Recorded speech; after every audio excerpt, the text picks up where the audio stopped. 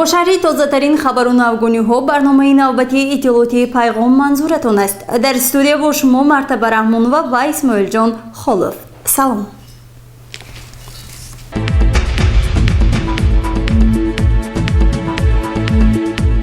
در اساس فرمایش وزیر معارف و علم جمهوری تاجیکستان تعطیل زمستانه تا سنه 16 ینور تمدید گردید. در تمامی مؤسسه‌های تعلیمی تاجیکستان یعنی مؤسسه‌های تا مکتبی و تحصیلاتی عمومی نوابسته از شکل تشکیلی و حقوقی تعطیل زمستانه تا سال 16 ینور سال روان تمدید کرده شد. در این باره امید خبر با استناد به مرکز مطبوعاتی وزارت معارف و علم جمهوری تاجیکستان خبر می‌دهد. وزارت معارف و علم جمهوری تاجیکستان با توجه آموزگاران و پدر و مادران می‌رساند که با در نظر داشت سرد آمدنی هوا و با مقصد حفظ سلامتی تربیت گیرندگان خوانندگان در اساس فرمایش وزیر معارف و علم جمهوری تاجیکستان از 10 ینور سال روان درباره تمدید نمودن تعطیل زمستانه خوانندگان در مؤسسه‌های تا مکتبی و تحصیلاتی عمومی تعطیل زمستانه تمدید کرده شد. مشغولیت‌ها در مؤسسه‌های تا مکتبی و تحصیلاتی عمومی از 16 ینور سال جاری آغاز گردیده. ساعت‌های درسی در دوام تعطیل اجرا نشده طبق جدول الهیده تصدیق گردیده درس علاوگی در نیم ساله دوم سال تحصیل 2022-2023 از حساب تعطیل بهاری و تابستانه جبران کرده می شود.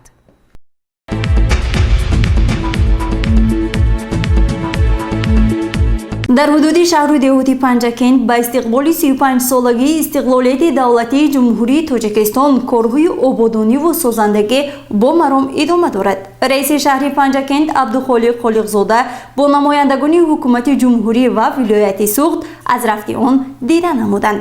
گزارش اولین برنامه اطلاعاتی پیغام است در این باره.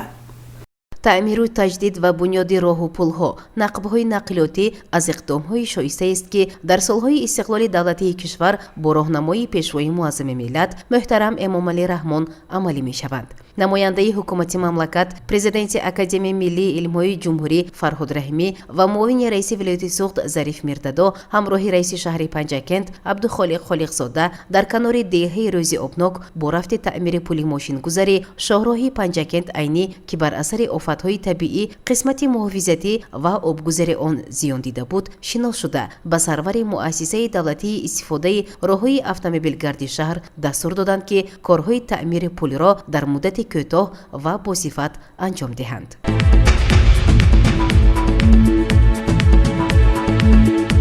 ساکنان دیه روز آبناک جماعت دهاتی یاری در جواب به دستورهای پیشوای معظم ملت محترم امامعلی رحمان و سپارش‌های معاون اول رئیس مجلس ملی مجلس عالی جمهوری تاجیکستان رئیس ولایت سوخت رجب‌های احمدزاده برای با آب تازه نوشاکی تأمین نمودن اهل دیه جاهی آماده می‌کنند. در جریان بازدید از شهر پنجکند نماینده حکومت جمهوری تاجیکستان پرزیدنت اکادمی ملی علم‌های جمهوری فرهاد رحیمی همراه با رئیس شهر پنجکند عبدالخالق خالقزاده با رفت کندن چاه عمودی شناس شده با تشبسکاران این اقدام نجیب صحبت کرده این کارشان را شایسته ارزیابی نمودند. طور اطلاع داده شد ارزش این کار بیش از 250,000 سامانی بوده. آن با سهمگذاری اهل دیه و جلب تکنیک و تجهیزات مخصوص چاهکابی صورت میگیرد. بعد انجام ساختمان ساکنان دیه با آب تازه نوشاکی تامین می شوند.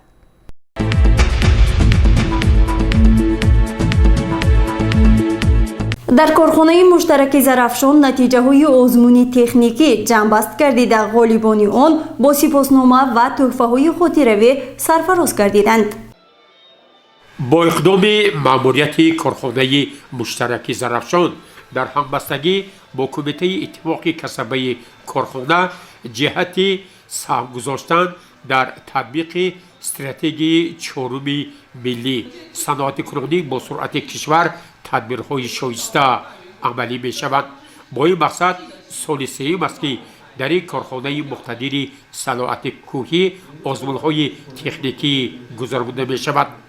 از روی نتیجه های جنبست سال 2022 در تالار نمبولیان کارخانه مشترک زرافشان مراسم سپردن جایزه های آزمون سوم تکنیکی برگزار گردید. در آغاز این مراسم دیرکتور گنرالی کارخانه مشترک زرافشان جان یامل، معاون دیرکتور گنرالی اشرف حکیم раиси кумитаи иттифоқи касаба Рустамов Фатулло дар бораи аҳамияти баргузории ин озмунҳо ҷиҳати беҳтар намудани маҳорату истеъдоди коргарону мутахассисон сухан гуфта ҳамаи иштирокчиён ва махсусан ғолибонро самимона табрику таҳният гуфтанд ва ба онҳо сипосномаҳо ва тӯҳфаҳоро супориданд. мутобиқи баҳои ҳайати комиссия ба дарёфти ҷойи аввал дар байни шӯъбаву коргоҳҳои истеҳсолӣ ва техникӣ фабрикаи заршӯйии рақами 2 бо сипоснома ва ба маблағи 2000 сомонӣ сазовор дониста шуд. дар озмон 600 нафар мутахассисон аз ҷумла геологҳо, майдагарону осёббонҳо, идорагарони шустушӯи маъдан, бахчиён, чилонгарон, кафширгарон, идорагарони экскаватор, нақлиёти бормардор, майдагарони зиршӯъбаи озмоишгоҳ, кимиёгарон ва ошпазҳо ширкат варзиданд. аз рӯи хулосаи комиссия аз байни онҳо 60 нафар аз ҷумла 12 нафар барои дарёфти ҷойи аввал, 19 нафар барои дарёфти ҷойи дуюм ва 25 нафар барои дарёфти ҷойи сеюм сазовор дониста шуданд. ба ҳар як нафар ғолибони ҷойи аввал сипоснома ва 2000 сомонӣ, ғолибони ҷойи дуюм сипоснома ва 1500 сомонӣ, ғолибони ҷойи сеюм сипоснома ва 800 сомонӣ тақдим гардид. дар хотимаи ин ҷамъомади бошукӯҳ муовини директори генералии корхонаи муштараки Зарафшон ҳаким Ашуров ба хузанин иттилоъ дод ки дар соли 2023 ҷиҳати иҷрои дастуру супоришҳо ва нишондодҳои паёми асосгузори сулҳу ваҳдати миллӣ пешвои муаззами миллат муҳтарам Имомалӣ Раҳмон ба Маҷлиси Олии Ҷумҳурии Тоҷикистон дар корхонаи муштараки Зарафшон корхонаи нави коркарди мис бунёд ва дар нимаи аввали соли 2023 ба истифода дода шуда барои садҳо нафар ҷойҳои нави корӣ таъсис меёбад ва ин тадбир дар татбиқи солҳои рушди саноат дар ҷумҳурии Тоҷикистон нақши шоиста мегузорад.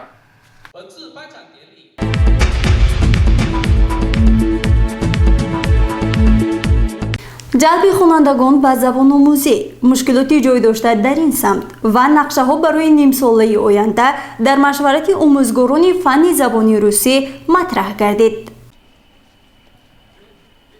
таваҷҷӯҳ ба омӯзиши фанни забони русӣ ҳамеша дар мадди назари ҳукумати кишвар, хоса Вазорати маориф ва илми ҷумҳурии Тоҷикистон қарор дорад. Бо мақсади тарғибу ташвиқи забони русӣ, такмили ихтисоси омӯзгорон дар муассисаи таҳсилоти миёнаи умумии рақами 47-уми шаҳри Панҷакент машварати омӯзгорони фанни забони русӣ доир гардид. Нахуст мушовири шӯъбаи маориф аз фанни забони русӣ Зарина Султонова оид ба паёми пешвои муаззами миллат ба Маҷлиси Олии Ҷумҳурии Тоҷикистон ки санаи 23 декабри соли 2022 ироа гардида буд, ибрози андеша намуда қайд кард ки ҳукумати ҷумҳурии Тоҷикистон шахсан роҳбари давлат муҳтарам Эмомалӣ Раҳмон барои баланд бардоштани сатҳи таълиму тарбия ба соҳаи маориф таваҷҷӯҳи аввалин дараҷа дода, ҳамасола барои бунёду азнавсозии муассисаҳои таълимӣ ва таҷҳизоидани онҳо бо дастгоҳу аёниятҳои дарсӣ маблағҳои зарурӣ равона менамоянд ки ин маорифчиёнро водор месозад барои омӯзиши насли наврас ва ҷавонон диққати хоса дода сатҳи касбияти хешро боло бубаранд. Не следует забывать, что развитие государства и получение будущей Родины напрямую зависит от уровня знаний и образованности народа, потому что безграмотность, невежество и предрассудка приносят человеку только несчастье, становятся причиной отсталости общества и бедностью государства. Кстати, необходимо отметить, что последние 30 лет качество общеобразовательных учреждений учащихся увеличилось в 2 раза. Начального образования в 6 раза. Студентов этой ступени образованы 3-10 раза. В высшей школе в 4 раза. Студентов свыше 3 раза.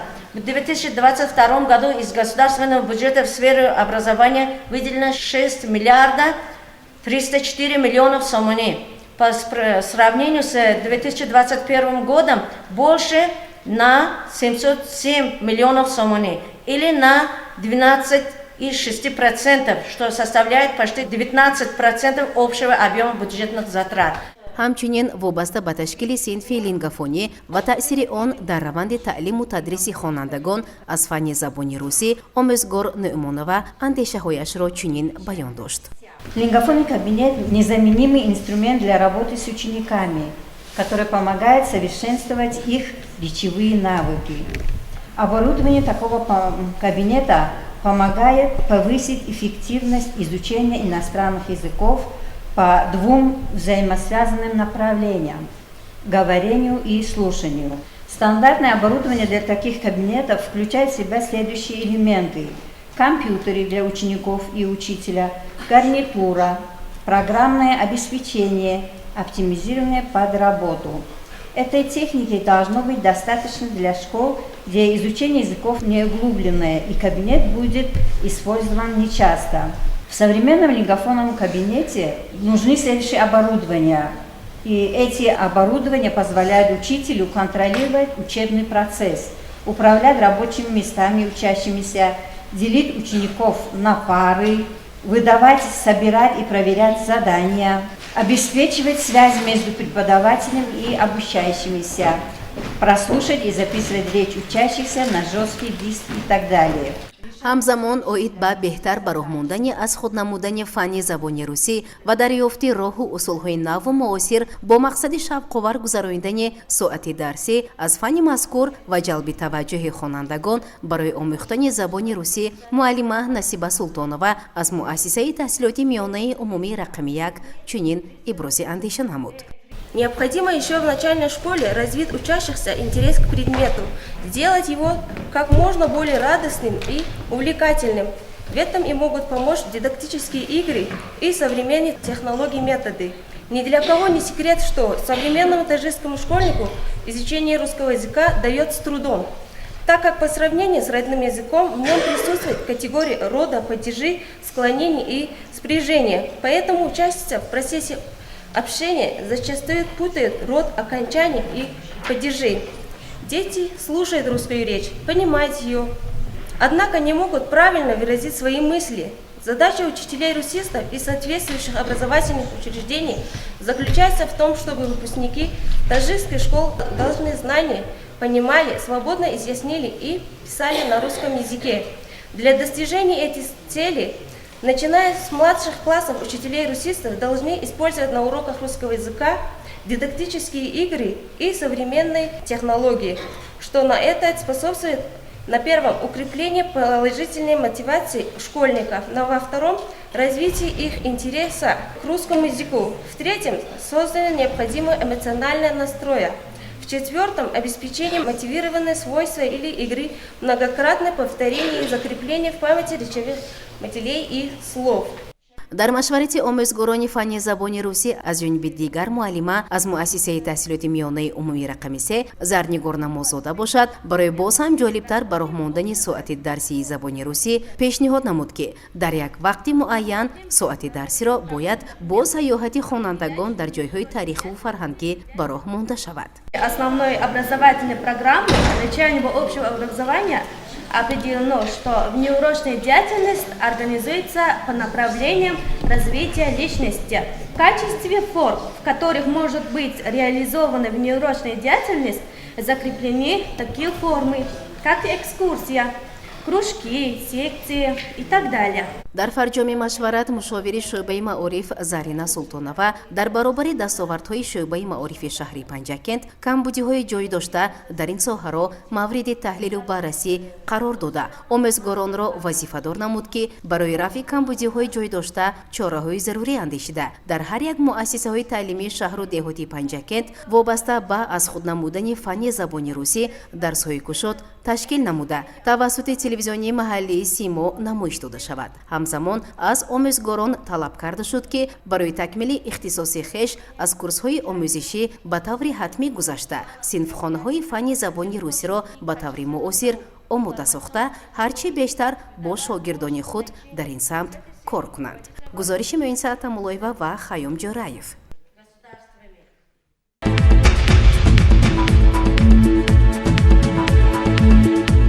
дар маҷмаи фароғатии чойхонаи саёҳат фаъолияти ташкилоти ибтидоии собиқадорони ҷангу меҳнати маҳаллаи зардолузор оид ба натиҷаҳои фаъолият дар соли 2022 ва муайян намудани нақшаву вазифаҳо барои соли 2023 баргузор гардид.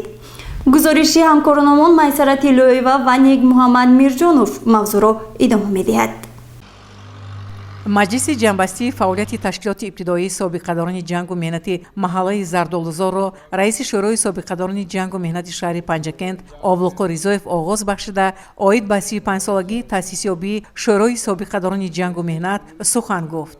дар бораи фаъолияти ташкилоти ибтидоии маҳаллаи зардолузор оид ба ҷамъбасти соли 2022 раиси ташкилоти ибтидоӣ Карим ва Хосият ҳисобот дод. собиқадорони меҳнати маҳаллаи зардолузор паёми навбатии президенти ҷумҳурии Тоҷикистон муҳтарам Эмомалӣ Раҳмон дар бораи самтҳои асосии сиёсати дохилӣ ва хориҷии ҷумҳурии Тоҷикистон аз 23 декабри соли 2022-ро ироа намуданд ва бо хушнудӣ пазируфтанд. он дигаргуниҳо ва пешравиҳое ки халқи тоҷик имрӯз ба онҳо комёб гаштааст дар саросари мамлакат ва аз он ҷумла дар шаҳру деҳоти Панҷакент билохира дар маҳаллаи Зардолузор ба назар мерасанд ки ин худ натиҷаи сулҳу салоҳ ва оромӣ, заҳмати бунёдкоронаи халқи азизамон ва натиҷаҳои сиёсати дурбинона ва ватандӯстонаи пешвои муаззами миллат президенти кишвар Эмомалӣ Раҳмон мебошад ки мардум дар фазои осудаю осоиштаи иқтисодиву иҷтимоӣ зиндагӣ мекунанд ва ормонҳои онҳо амалӣ шуда истоданд. имрӯз вазифаи асосии собиқадорон паёми навбатии асосгузори сулҳу ваҳдати миллӣ пешвои муаззами миллат президенти кишвар дар бораи самтҳои асосии сиёсати дохилӣ ва хориҷии ҷумҳурии Тоҷикистон ки фарогирии тамоми паҳлӯҳои ҳаёти кишвар ҳаматарафа таҳлил шудааст, дар байни сокинони маҳалла мазмуну муҳтавои паёмро фаҳмонидан аст. ҳозирони гиромӣ, президенти мамлакат дар паёми навбатӣ ироа намуданд ки давлат ва ҳукумати Тоҷикистон ҳанӯз аз оғози соҳибистиқлолӣ пешрафтӣ бо мароми соҳаҳои муҳими ҳаёти ҷомеа, ҳифзи иҷтимоии аҳолӣ, илму маориф, тандурустӣ ва фарҳангро яке аз самтҳои асоситарин ва афзалтарини сиёсати худ қарор дода барои расидан ба ин ҳадафҳо ҳамаи тадбирҳои заруриро амалӣ карданд. ҳоло бо мақсади дастгирии гурӯҳҳои осебпазири аҳолӣ ба ҳукумати мамлакат гузориш дода мешавад ки ҷиҳати аз 1 июли соли 2023 то соли 2025 ҳар як сол зиёд кардани андозаи кӯмакпулии унвони иҷтимоӣ барои оилаҳои камбизоат, яъне аз 512 сомонӣ амалкунанда то 836 сомонӣ ва иловатан барои ҳар як кӯдаки оилаҳои мазкур мутобиқан ба ин давра аз 34 сомонӣ то 152 сомонӣ ҷудо кардани маблағҳо чораҷоӣ намоянд. илова бар ин ба мақсади беҳтар намудани вазъи иҷтимоии аҳолӣ пешниҳод менамоянд. аз 1 марти соли 2023 музди меҳнати амалкунандаи кормандони мақомоти ҳифзи ҳуқуқ, хизматчиёни ҳарбӣ 25% ва дигар кормандони ин мақомот 20% зиёд карда шавад. аз 1 июли соли 2023 музди меҳнати кормандони муассисаҳои маориф, илм, тандурустӣ, соҳаи ҳифзи иҷтимоӣ ва стипендияҳо 20% зиёд карда шаванд. иштирокчиёни маҷлис зимни музокираҳо фаъолияти ташкилоти ибтидоии собиқадорони ҷангу меҳнати маҳалларо қаноатбахш арзёбӣ намуда, ҳамзамон дархосту андешаҳои хешро оид ба беҳтар намудани фаъолият, дастгирии оилаҳои камбизоат, пирону нафақахӯрон, мусоидат ба тарбияи ҳарбӣ ва тандурустии ҷавонон, вусъати корҳои ободонию хуррамгардонӣ дар маҳалла ва дигар масъалаҳои муҳим баён карданд. иштирокчиёни маҷлис нақшаи кории ташкилоти ибтидоиро барои соли 2023 тасдиқ намуда, бори дигар Хосият Каримоваро раиси ташкилоти ибтидоии собиқадорони ҷангу меҳнати маҳаллаи Зардолузор интихоб карданд.